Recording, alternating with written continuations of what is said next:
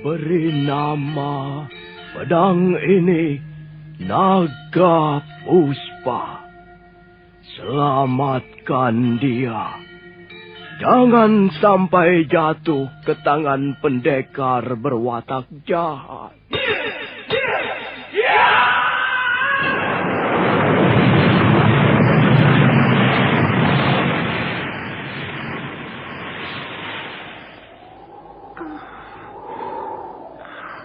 Kakang Kamandanu, kau masih juga tidak percaya bahwa aku mencintaimu. Mesin, maafkan aku, Mesin. Mesin. Mesin!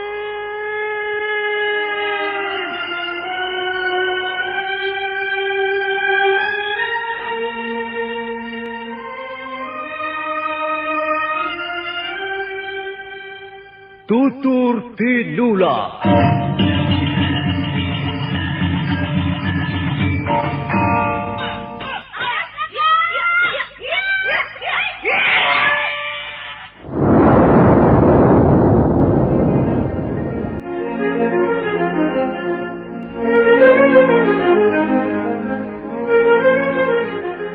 Cerita ini ditulis dan disusun oleh S. Tijab.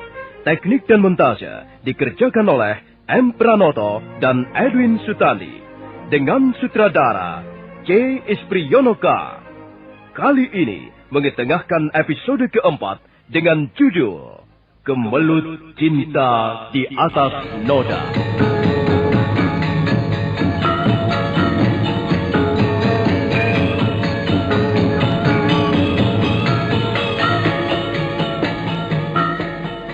Dalam seri ke-106 ini didukung oleh para pemain Ferry Fadli sebagai Arya Kamandanu, M. Abud sebagai Arya Dwi Pangga, Rio sebagai Panji Ketawang, Hari Akik sebagai Empu Hanggareksa, Lili Nur Indasari sebagai Nari Ratih, Eli Panca sebagai Nyi Rongkot, Nia Deviana sebagai Nyi Lemus, dan Asdi Suhastra pembawa cerita. Selamat menikmati.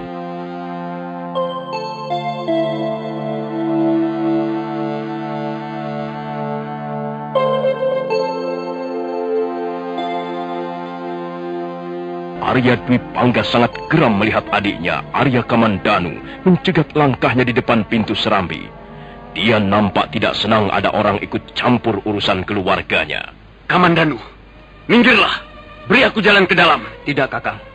Aku tidak mau minggir sebelum Kakang menunjukkan sikap yang baik. Aku tidak ingin melihat keributan di rumah kita ini. Kau benar, Kamandanu. Kau tidak perlu minggir. Laki-laki itulah yang mestinya segera angkat kaki dari halaman rumah ini. Kalian memang selalu memusuhi aku.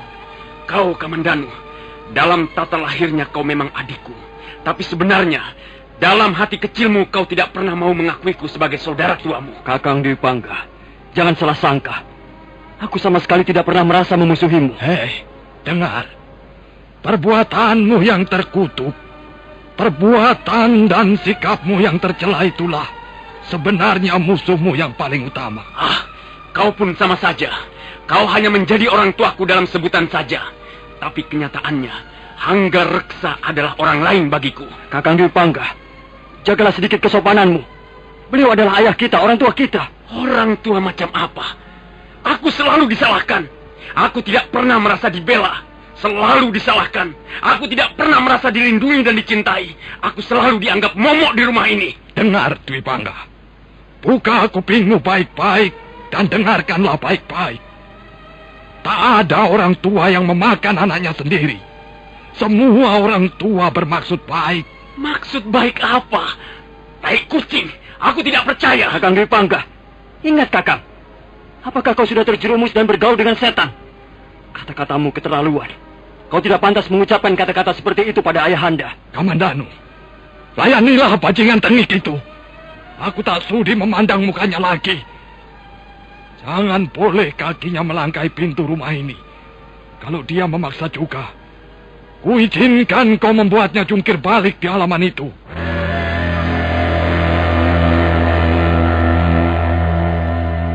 dengar sendiri kan seperti apa kata-katanya. Pantaskah orang tua berkata-kata seperti itu pada anaknya? Kakang Dwi Pangga, kau tidak bisa menyalahkan ayahanda begitu saja. Mengapa tidak? Apa hanya orang tua yang boleh menyalahkan anaknya, sedang si anak tidak boleh balas menyalahkan orang tuanya?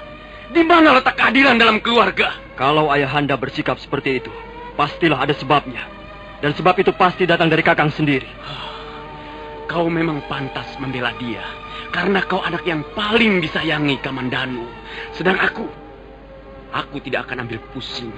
Aku tidak punya orang tua lagi. Mengapa kau tidak berusaha mawas diri secara baik, kakang? Ayahanda sering mengeluh di depanku. Sebenarnya dia juga sayang padamu, kakang.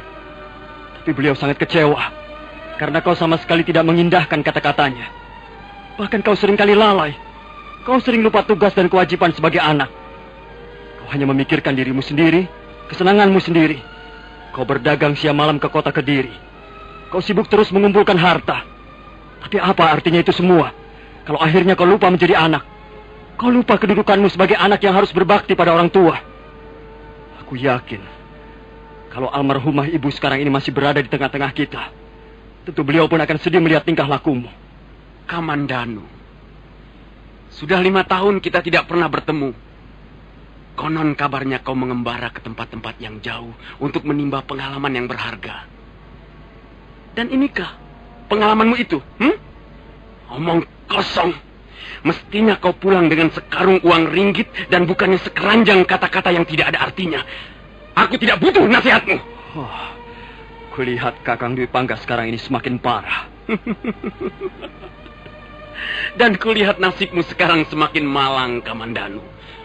5 tahun bukan waktu yang sebentar. Tapi apa yang kau peroleh dalam 5 tahun itu? Kemuliaan hidup? Bukan. Pangkat? Juga bukan. Kedudukan?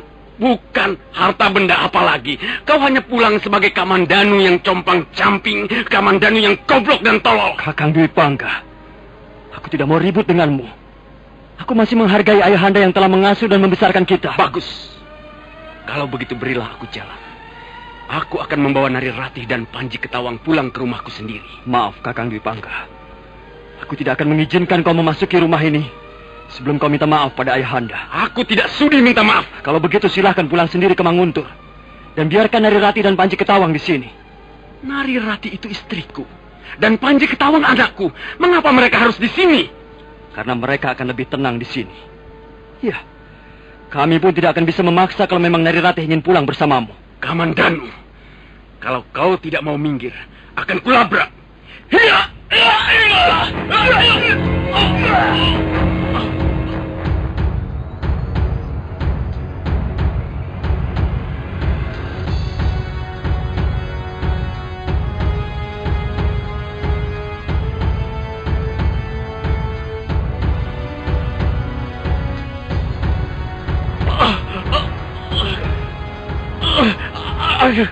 Kau berani memukulku, Kamandanu. Kakang Dwi Pangga, kalau Kakang mau berpikir lebih jernih, kalau Kakang mau merendah sedikit dan minta maaf pada ayahanda, kukira persoalan ini akan segera selesai, Kakang. Tidak, aku tidak sudi minta maaf. Dan lagi persoalan ini tidak akan selesai dengan mudah. Bahkan kemungkinan besar, persoalan ini tidak akan pernah selesai. Tidak ada persoalan yang tidak bisa diselesaikan. Kamandanu, disitulah letak kebodohanmu. Kau pikir persoalan apa yang sedang kita ributkan ini? Persoalan keluarga adalah biasa. Kesalahpahaman itu sudah sering terjadi. Benar, Kamandanu. Persoalan ini akhirnya akan menyangkut dirimu juga. Apa maksudmu, Kakang Dwi Pangga? Kau bermaksud melibatkan aku? Nah, sekarang semakin kentara bahwa kau masih Kamandanu yang dulu kau masih naif dan tidak waspada seperti 5 tahun yang lalu. Apa maksudmu, Kakang Dwi Pangga? Tadi sudah kukatakan bahwa kau pulang tanpa hasil yang berarti. Bahkan kau pulang dengan membawa kemalangan yang baru. Mungkin memang kau ditakdirkan bernasib malang, Kamandanu. Nasibmu sungguh jeblok. Nasibmu nasib gembel jalanan. Nasibmu busuk seperti buah nangka dimakan ulat. Kakang Dwi Pangga, jangan mencaci maki nasib orang. Renungkanlah nasibmu sendiri. Itu akan lebih bijak. Dengar, Kamandanu. 5 tahun yang lalu aku pernah merebut kekasihmu, Nari Ratih, yang sekarang sudah melahirkan anakku. Dasar nasibmu busuk. Rupanya peristiwa lama itu terulang kembali.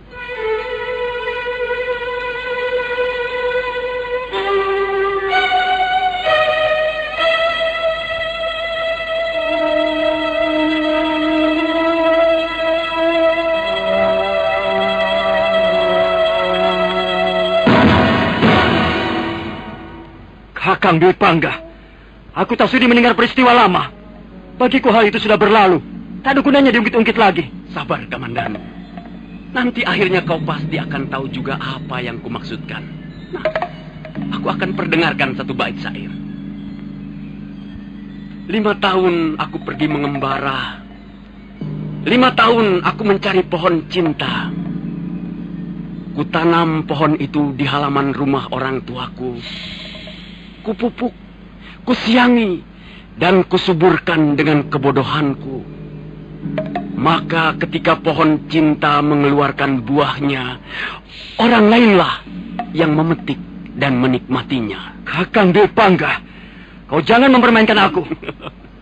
Kau tahu siapa pohon cinta yang kumaksudkan? Kalau kau masih nekat bicara, aku akan memukulmu. Meisin. Dia bernama Meisin.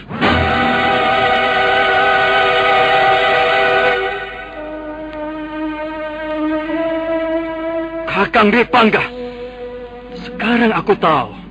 Rupanya kaulah yang menculik dan menyembunyikan wanita itu. Kau memang pantas dihajar. Kau memang biadab. Pantas ayahanda sangat jijik melihatmu. Ayo, berdiri Dwi Pangga. Lawanlah aku sebagai laki-laki. Ayo. Kamandanu, sudah kukatakan nasibmu busuk. Kau laki-laki yang paling malang di dunia ini. Dan aku, Arya Dwi Pangga, adalah laki-laki yang paling beruntung. Aku tidak pernah merasa menanam pohon, tidak juga menyiangi atau memberikan pupuk. Tetapi begitu pohon itu berbuah, akulah yang menikmatinya. Dan kau tinggal makan getahnya. Laki-laki jahanam, manusia busuk, kubunuh kau.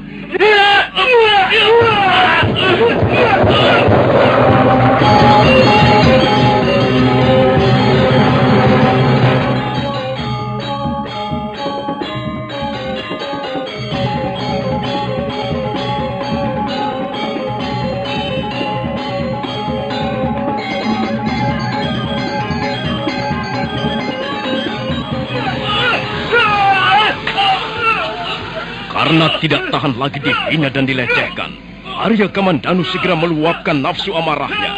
Dan Arya Dwi Pangga benar dibuat jungkir balik di halaman. Tendangan dan pukulan bertubi-tubi bersarang di wajah, perut dan punggungnya.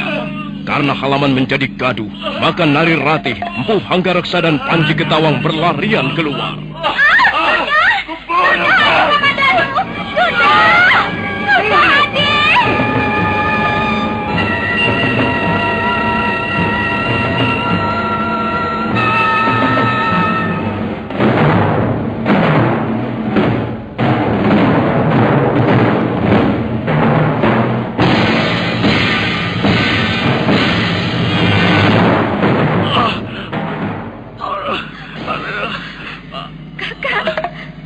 Dwi Pangga, kau tidak apa-apa?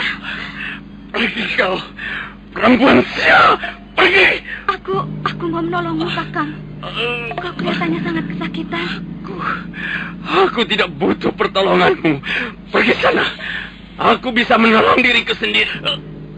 Dengan sempoyongan, Arya Dwi Pangga melangkah ke arah kudanya. Tangan kanannya mendekap lengan kirinya yang nampak terluka parah. Kemudian dengan susah payah, dia naik ke atas kudanya. Ayah, Panji, Ayah mau kemana, Bu? Ayah mau kemana? Entahlah, Panji. Ibu tidak tahu keinginan ayahmu. Dengar, Kamandanu. Kau boleh tertawa karena telah mengalahkan aku dengan jotosan-jotosanmu. Tetapi aku pun akan tertawa karena Meisin sudah berada dalam genggamanku.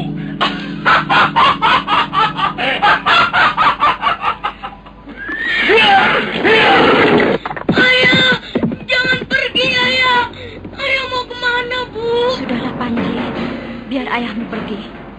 Kau bersama ibu di sini, di rumah kakek Hanggareksa. Tidak. Aku mau ikut ayah. Ayo, ikut ayah, Bu. Ayo, menyusul ayah.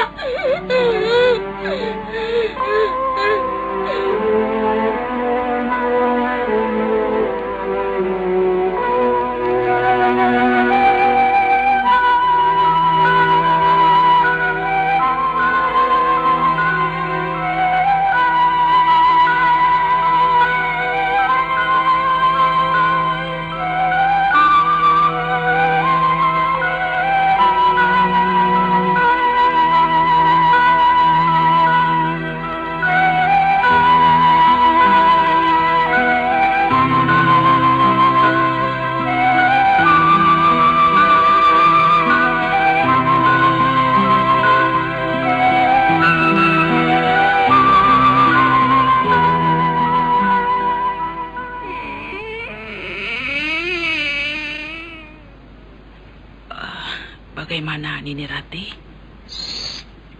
Dia sudah tidur, Kobi. Aku bisa membujuknya dengan sebuah cerita dongeng. Lihat saja, dia sudah tidur pula sekali. Ya, Bibi ikut sedih, Nini. Mengapa semua ini bisa terjadi? Siapa sebenarnya yang salah? Entahlah, Birongkot. Aku juga tidak tahu siapa sebenarnya yang bersalah.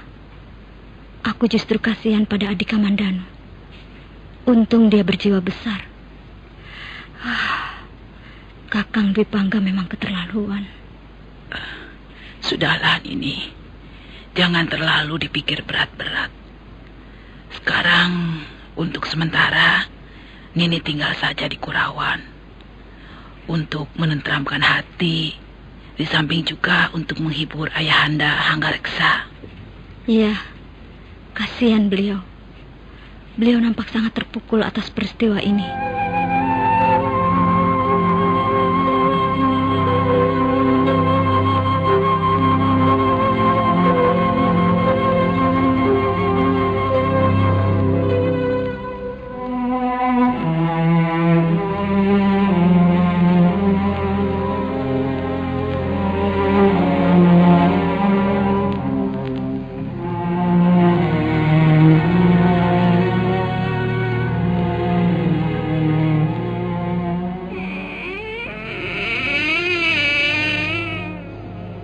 Maaf, saya mengganggu sebentar, Ayahanda. Duduklah, Kamandanu. Iya, Ayahanda. Ya, aku tahu apa yang akan kau bicarakan, anakku. Aku bisa merasakan betapa pahitnya hatimu sekarang ini. Kakangmu Dwi Pangga itu memang benar-benar berwatak serigala. Tindakannya ngawur dan hanya menuruti hawa nafsunya saja. Sekarang, apa rencanamu, Le? Saya akan menyusul Mesin ke rumah Pamungsu. Jadi, kau masih juga memikirkan wanita itu? Memang susah kalau orang sudah terikat perasaan cinta. Saya ingin menemuinya dan ingin tahu keadaannya, Ayahanda. Kau harus tabah, anakku. Dan aku yakin kau akan tabah dalam menghadapi goncangan-goncangan alun kehidupan. Kalau kulihat dirimu, aku seperti melihat gambaran watak ibumu, Le. Kau setia seperti ibumu. Kau tabah, kau jujur dan berani seperti ibumu. Sedangkan kalau kulihat Dwi Pangga, aku ini seperti melihat gambaran watakku sendiri. Serakah, mau menang sendiri, sombong, dan penuh nafsu liar yang tak terkendali. Ayahanda jangan berkata begitu. Saya berpendapat Ayahanda cukup bijaksana dalam mendidik kami. Membina kami demi menjadi manusia-manusia yang berpribadi dan mandiri. Kau mau menghibur orang tuamu, bukan? Ayahanda tidak perlu menyesali diri sendiri. Iya, kau benar, Le. Tapi aku pun harus mengakui bahwa aku masih banyak kekurangan. Aku hanya menyayangkan mengapa baru sekarang aku menyadari kekurangan-kekuranganku itu. Mengapa tidak dari dulu-dulu? Tapi, ya, barangkali semua itu sudah kehendak Sang Hyang Widi yang berdiri di atas segala-galanya ini. Baiklah, Kamandanu. Pergilah menemui Mesin. Tapi, hati-hatilah, Le, di jalan. Ya, Ayahanda. Saya pergi dulu.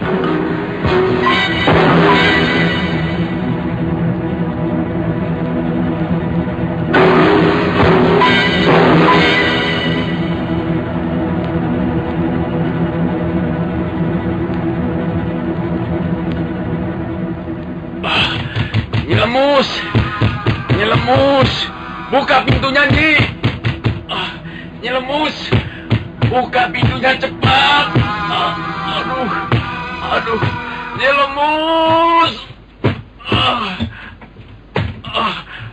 Walah, Gusti. Gusti Dwi Pangga. Aduh. Tolong papa aku ke ruang dalam, Nyi. Aduh. Kenapa sampai begini, Gusti? Apa yang telah terjadi? Papa aku cepat. Jangan banyak tanya. Iya, Gusti. Mari, Gusti. Pelan-pelan saja jalannya. Aduh, mengapa sampai begini?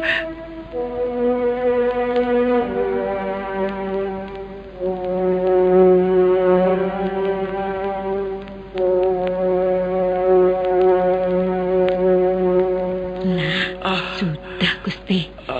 Gusti Dwi Pangga, berbaring saja dulu di sini. Ya, begitu. Nah, ini alas kepalanya, Gusti. Kamandanu, aku harus membalas perbuatanmu. Kau sudah menganiaya aku. Aku akan membalas perbuatanmu. Gusti Dwi Pangga.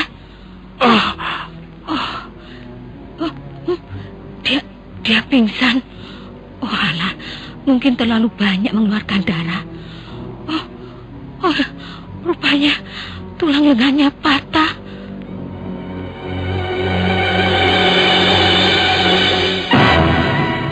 Luka-luka yang diderita Arya Dwi Pangga memang agak parah. Pelipisnya sobek dan darah menetes membasahi pakaian yang dikenakannya. Juga bibirnya terluka dan mata kirinya membengkak. Tapi agaknya yang paling parah adalah tulang lengannya yang ternyata patah. Nah, saudara pendengar, bagaimanakah kisah selanjutnya? Apa yang akan terjadi atas diri Arya Dwi Pangga? Dan bagaimana dengan Arya Kamandanu yang kini tengah berkuda ke Manguntur Selatan untuk menemui Maisin? Saudara pendengar, silakan menunggu seri berikutnya. Sampai jumpa.